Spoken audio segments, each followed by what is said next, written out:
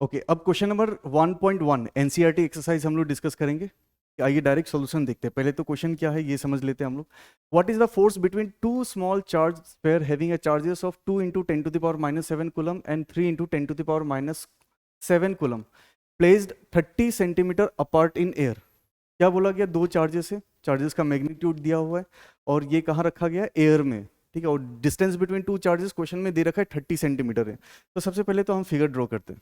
ठीक है, मान के चलते यहाँ पे चार्ज Q1 है और दूसरी चार्ज है यहाँ पे Q2। Q1 की मैग्नीट्यूड है 2 into 10 to the power minus 7 coulomb और Q2 की वैल्यू है 3 into 10 to the power minus 7 coulomb. और डिस्टेंस बिटवीन टू चार्जेस कितना दे रखा है आपको? 30 सेंटीमीटर दिया हुआ है। ठीक है, एक काम करते हैं, इसको मीटर में कन्वर्ट कर लेते हैं। 30 into 10 to the power minus 2 लिख सकते हैं हम लोग। कितनी मीटर हो जाएगी? क्योंकि हमें सब कुछ SI यूनिट में लिखना होता है, हम सब कुछ SI यूनिट में लेते हैं। अब फोर्स बिटवीन टू चार्जेस का जो फॉर्मूला होता है ये कहाँ से आता है? कूलम्स लॉ से आता है। और इसका सिंपल सा फॉर्मूला है F is equals to K Q1 Q2 by R square.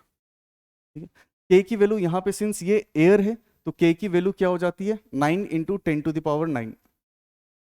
Q1 की वैल्यू हमें पता है 2 into 10 to the power minus 7 है और Q2 की वैल्यू है 3 into 10 to the power minus 7। काम करता हूँ, इसको नीचे ले लेता हूँ।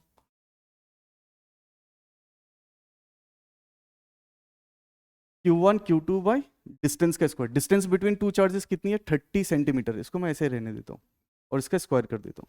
क्या मैं इसको ऐसा लिख सकता हूँ?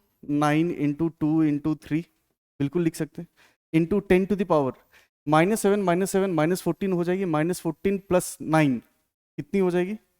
माइनस 6।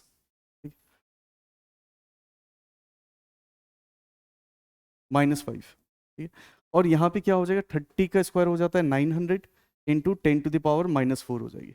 ये 9 कैंसिल आउट होगा। 3 2 6 into 10 to the power minus 5। यहाँ से क्या हो जाएगा? ये 10 टू द पावर 2 और ये हो जाएगी 10 टू द पावर माइनस 4।